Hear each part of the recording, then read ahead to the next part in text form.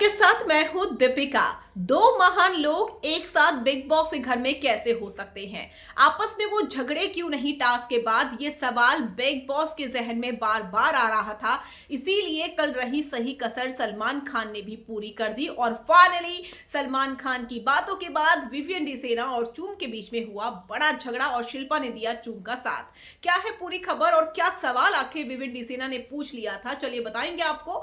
अगर आपने सब्सक्राइब नहीं किया है तो जल्दी से कर लीजिए ताकि सारी की सारी लेटेस्ट खबरें आप तक पहुंच सके जल्द से जल्द। मुझे तो वीकेंड का वार जबरदस्त तरीके से कंफ्यूज कर गया। एक तरफ आप विवियन से कहते हैं कि आप ईशा और अविनाश से बातें क्यों करते हैं, सवाल क्यों पूछते हैं, आपको जो करना है आप खुद कीजिए। लेकिन उसी वीकेंड के वार में, मतलब कल के वीकेंड के बारे में, सलमान ने कहा कि आपने ईशा और अविनाश से एक बार पूछा भी नहीं टिकट टू फिनाले छोड़ने से पहले। तो ये जो डबल स्टैंडर्ड है ये समझ में नहीं आते हैं। अविनाश ईशा के लिए खेले तो सही है, लेकिन करण चूम के लिए खेले तो वो गलत हो जाता है। कैसे, आई डोंट नो। अब ऐसे में जब ये टिकट टू फिनाले टास्क हो गया था, विवियन बहुत बार गए चूम के पास, बाद में चूम भी आ गई थी बात करने के लिए, चीजें सॉर्ट आउट हो गई थी। लेकिन मेकर्स के सीने में आग धधक रही थी कि ये दोनों लड़े क्यों नहीं। तो उसके बाद लड़ाई भी हो गई वीकेंड के वार के बाद।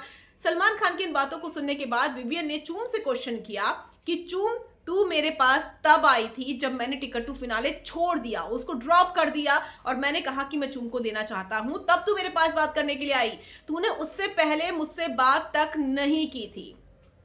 हाँ, चूम ने पहले बात नहीं की थी, लेकिन जैसे ही विवियन ने टिकट टू फिनाले छोड़ा, चूम को अपनी गलती का एहसास हुआ। अगर चूम के अंदर लालच होता तो शायद वो टिकट टू फिनाले ले भी लेती। विवियन बिल्कुल सही है, लेकिन मेकर्स की प्लानिंग थी इन दोनों को लड़वाना है और वो लड़ाई हो गई। और चूम विवियन से नाराज हो गई कि भैया तुम तो पलटू हो, पहले कुछ और बोल रहे थे अब कुछ और बोल रहे हो।